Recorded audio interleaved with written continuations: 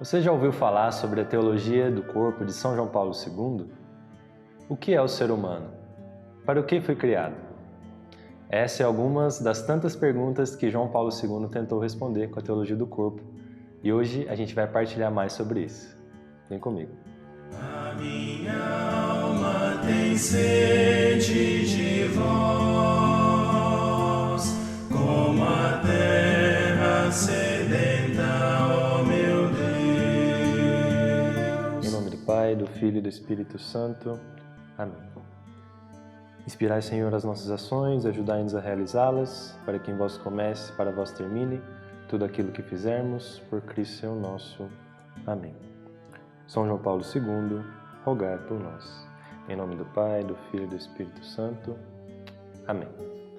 Bom, muito prazer, eu sou Gabriel, sou missionário da Rede Missão Campus Fidei, tenho 25 anos, sou casado e vim partilhar com você hoje um pouco sobre a beleza, sobre os ensinamentos de São João Paulo II, sobre a teologia do corpo. Bom, João Paulo II apresentou a teologia do corpo, que foram as catequeses durante as quartas-feiras do pontificado dele, entre os anos de 1979 e 1984. Todas essas catequeses estão reunidas em um único livro, que é esse aqui, Teologia do Corpo, Amor Humano no Plano Divino. E foi lançado também um outro livro para ajudar a compreender melhor sobre todos esses ensinamentos, né? Que é a Teologia do Corpo para Iniciantes. Então, esses são dois dos livros já feitos sobre esse tema e que vão ajudar a gente a compreender sobre o que João Paulo II quis nos dizer a respeito do amor de Deus para o amor humano. Então, qual o plano original de Deus para o amor humano? Uma das inspirações para a teologia do corpo foi a Humanae Vitae, uma carta encíclica de São Paulo VI, também Papa e Santo da nossa Igreja, que dizia, em uma época única no contexto histórico do mundo, da Revolução Sexual, essa carta dizia sobre temas sobre sexo, sobre procriação e outros temas relacionados a isso. E nessa carta, São Paulo VI disse que a gente precisa ir além das perspectivas parciais, a gente precisa ir a fundo, a gente precisa pensar no homem como uma pessoa inteira. E São João Paulo II trouxe isso para que a gente também pudesse ter essa visão integral do homem, que a gente não o separasse como corpo ou alma. E São João Paulo II também trouxe essa ideia, né, de tratar o homem como um ser integral, olhar para a integralidade do homem, fazer com que a gente reconhecesse a nossa missão e viver com alegria, pensando como o homem foi criado, como o homem foi concebido e qual é a missão dele. Junto da Igreja, São João Paulo II trouxe a teologia do corpo, tentando resgatar o plano original de Deus para o amor humano, pensando a origem do homem. Então, resgatando o princípio do homem. Quando a gente vai falar muito sobre São João Paulo II e a teologia do corpo, a gente fala que a gente vai trazer o óculos da teologia do corpo para a nossa visão de mundo. Porque João Paulo II vai dizer que a gente precisa ajustar o nosso foco, que a gente precisa treinar o nosso olhar para que a gente possa começar a compreender a beleza, a bondade e verdade da criação do homem e da mulher. E para isso, a gente precisa retomar o princípio. E retomar o princípio, pensando na Bíblia, é falar do livro de Gênesis. Então, Adão e Eva realmente existiram?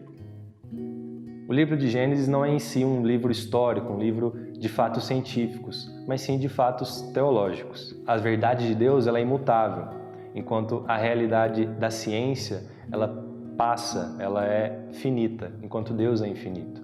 Então, as verdades teológicas que o livro de Gênesis traz são muito mais importantes do que as verdades científicas de um livro histórico. João Paulo II vai trazer 3 visões sobre o homem, sobre a humanidade.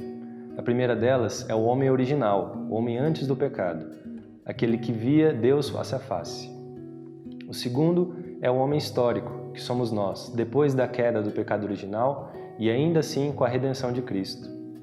E a terceira visão, o homem escatológico, o homem da vida eterna, que terá o seu corpo glorioso com a ressurreição dos corpos. No livro de Gênesis vão ser trazidas 3 experiências do homem original, do homem antes do pecado. A primeira delas é a solidão original. Então, no livro de Gênesis, no capítulo 2, versículo 18, vai dizer que não é bom que o homem esteja só.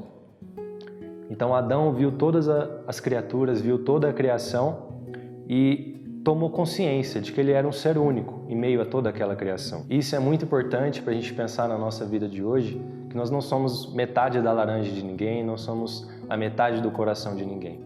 Dentro da criação do mundo, Deus criou os seres rastejantes, os seres voadores, os seres terrestres, criou o céu, a água, a terra e via que tudo aquilo era bom. Mas quando Deus cria o homem, ele vê que aquilo é muito bom. Então nós somos a obra-prima da criação de Deus.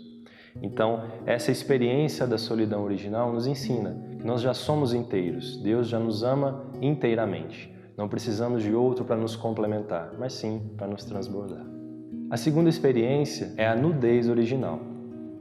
Ainda no capítulo 2 de Gênesis, o versículo 25 vai dizer o seguinte: estavam nus e não se envergonhavam. Então, antes do pecado original, Adão e Eva tinham um significado do que o corpo um do outro significa, o que a vivência um do outro significava. O reconhecimento de seus corpos, das suas diferenças, da sua complementariedade, era algo que os direcionava para o amor. Então, Adão e Eva se enxergavam como Deus os enxergava, puros. Porém, depois do pecado, a nudez passou a esconder a sacralidade, a beleza do corpo. E, ao contrário, no início, antes do pecado original, essa nudez revelava o mistério da criação de Deus como imagem e semelhança, nós homens como imagem e semelhança de Deus. E a terceira experiência que o Gênesis nos traz é a comunhão original. No versículo 23, ainda do capítulo 2, tem a célebre frase de Adão para Eva: carne da minha carne, osso dos meus ossos. Então, dentro do nosso coração, nós temos um desejo infinito por Deus.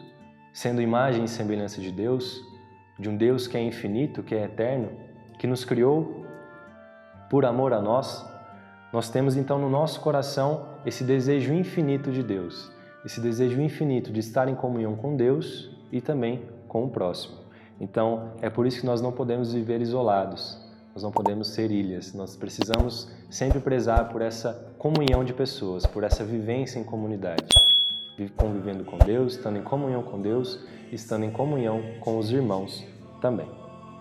Bom, isso é um pouco da introdução sobre a teologia do corpo e espero encontrar vocês nos próximos vídeos.